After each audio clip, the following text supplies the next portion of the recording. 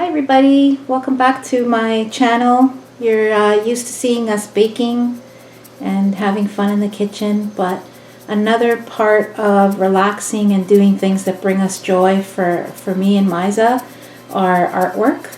And artwork follows me everywhere I go with my students. I share my artwork with them. So everything, I find inspiration from the world around me. From a variety of books. Like I have so many art books that I've bought over the years on different mediums of art. Like acrylic. Now I'm starting to look at oil-based paint. I've bought a set of oil-based paint and some really large canvas. But normally I would do watercolor or sketching or you name it, just mixed media. I love mixed media. So for today's project, I have one of my art books. My other ones are in my portable at school, so I don't have them with me. As I said, I do share my artwork with students, and they love seeing my artwork. So for this one, I have a vision, and I've seen some ideas on the internet, and obviously I want to make it my own as well. And I want to create a cover for this book. And I was dabbling with the idea of something that has to do with the Rubik's Cube. I have been a Rubik's Cube for Halloween, a couple Halloweens ago, and I love the Rubik's Cube, the whole concept of it. So that's what I was thinking of, maybe sketching a Rubik's Cube for the cover. And maybe using my acrylic paints to paint the cover for that. Just a couple things within my book. So I have different types of art. So there's a turtle, and I've used my metallic pencil crayons work really well with this. So I got these at Michael's, and they were regular, like I think $40 for the set. But if you use one of those great 50% off coupons or 40% off coupons, you can get a set like this for half price, which I love this set. So anytime you have a black backdrop, you can just, for that contrast. So yeah, that's my turtle.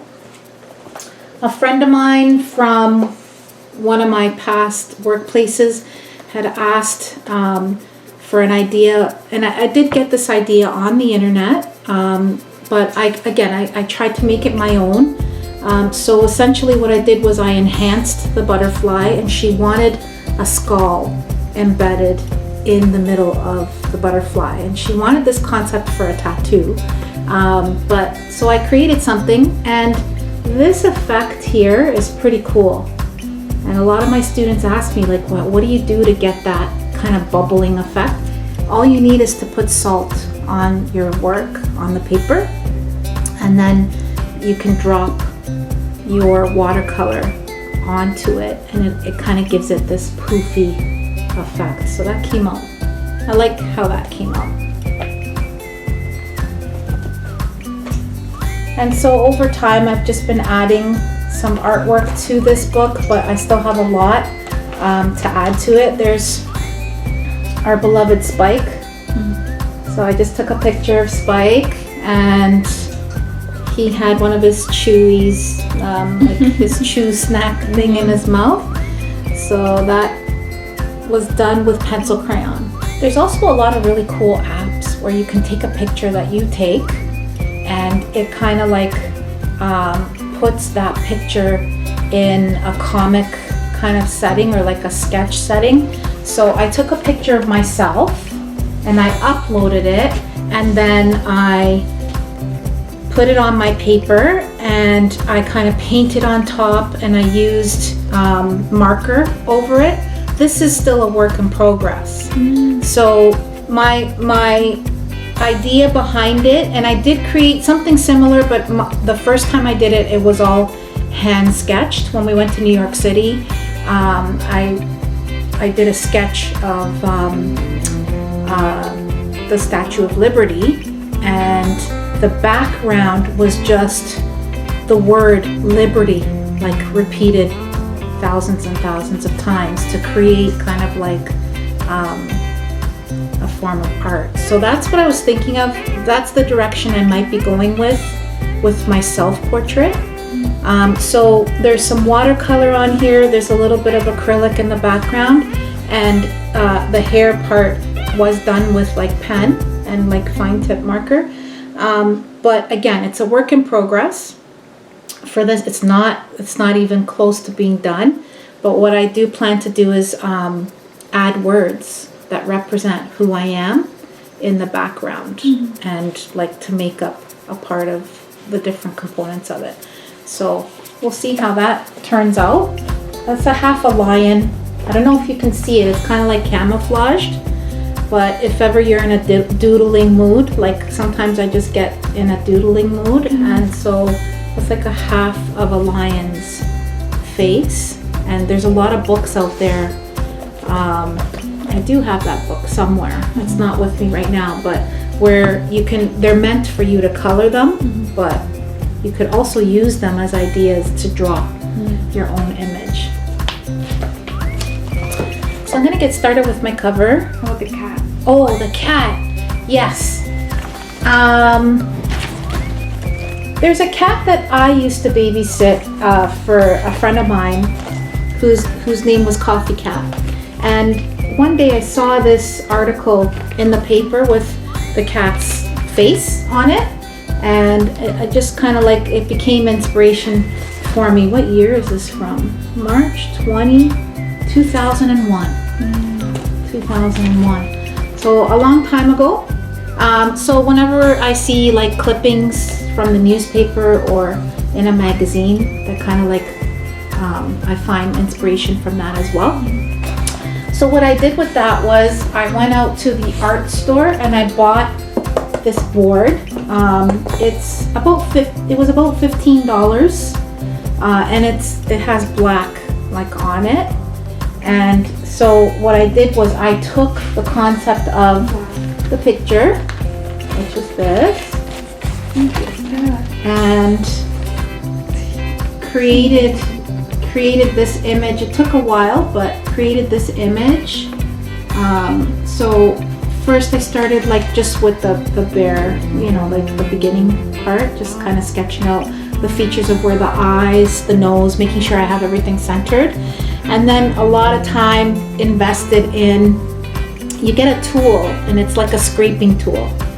I don't have it with me, or I might have it in this crazy mess of all my stuff actually, but you've probably seen something similar at the dollar store where they have, for younger children, they have these black sheets, and sometimes they have a rainbow background, sometimes they have a white background, where you can just scrape away but they have actually printed a picture on it. These you buy at the art store or even like Michael's, and they're just black. So they're like your black canvas, and then you can get your inspiration from a picture that you've taken or a picture that you've seen. And that's essentially what it turned into.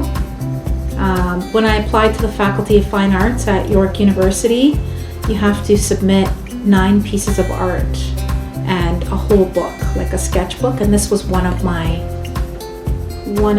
pieces of art, because I wanted to represent different mediums of art. So yeah, I'm happy with the way this turned out. And that was one of the pieces that I used when I applied to the Faculty of Fine Arts, and I did that effect with the salt. So you put the salt and then you kind of splatter it. And I even liked emphasizing that the bird was pooping. Just added a fun element to it. It's time consuming too, right? Because you have, and then chalk, and then at the end when I was done with it, I sprayed it down so that it doesn't smudge. But again, I'm not taking very good care of it because something's gotten on here, so I'm gonna have to fix this part of it. Maybe something else that I had put in there might have gone on there, but yeah, those are my Michael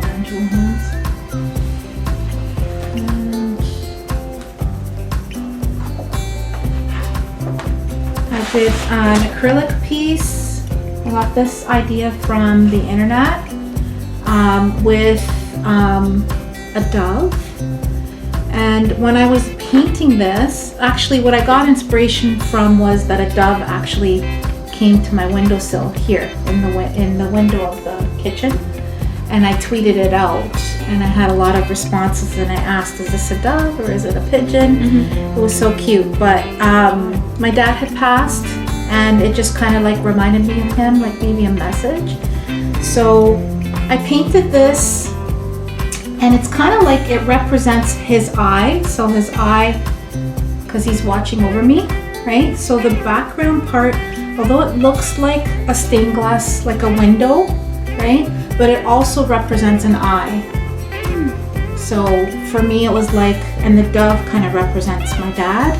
So kind of like that he's watching over me. A long time ago. Did I show you this one? No, that, no. No, it's watercolor, and it's spades. So again, this one I did see an idea of this on the internet. I love skulls, and I like the idea that there were so many images that make up the one image.